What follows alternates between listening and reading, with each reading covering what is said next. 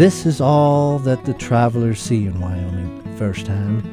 They may stop at Rock Springs, the biggest city in the Southwest, but they never leave the off-ramp friendly gas stations for sushi and taquitos.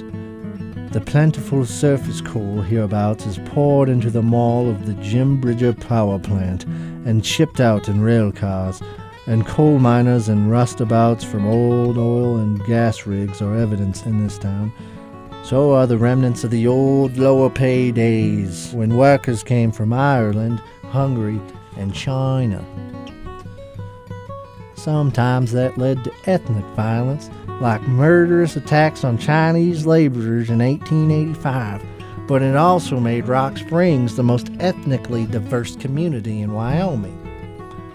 These towns across the old UP lines know better than most the boom and bust economy that has often plagued Wyoming. The questionable future of coal puts them on edge once again. Raw materials rise and fall on the whim of the world's appetite. But the world today consumes a lot of glass and detergent and other things made from trona, the sodium bicarbonate mined in the mazy tunnels around here. It provides good pay and a nice place to live along the beautiful Green River and beneath the pinnacles of Castle Rock.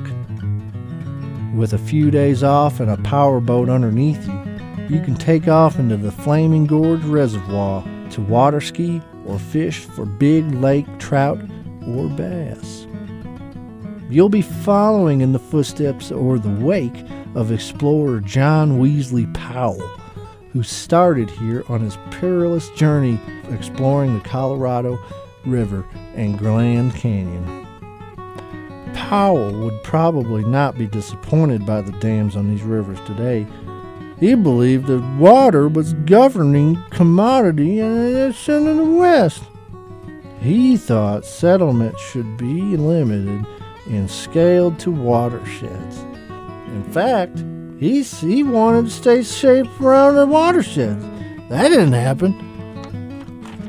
Jim Bridger was another 19th century adventurer who floated some dangerous water, but then there wasn't much he didn't do, at least to hear him spin the yarn.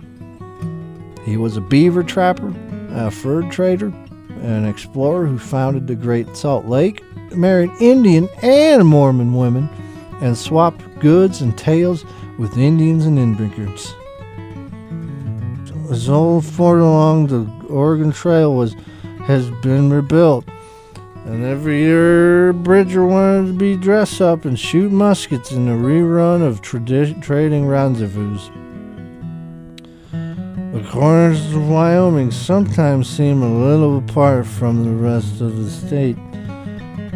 The isolated ranches of the northeast corner, the resource riches of Jackson Hole in the northwest, and then the southwest corner of the state, more tiny to Utah, it sometimes seems, than Wyoming. Evanston was another town built along the Transcontinental Railroad, and the big roundhouse where they used to fix up the trains has been restored. But wealth these days comes, like it does for so much of Wyoming, from the energy industry. This close to Mormon, Utah, with Salt Lake only 60 miles away, there's also a pretty hefty trade in fireworks, liquor, and other vices outlawed across the border.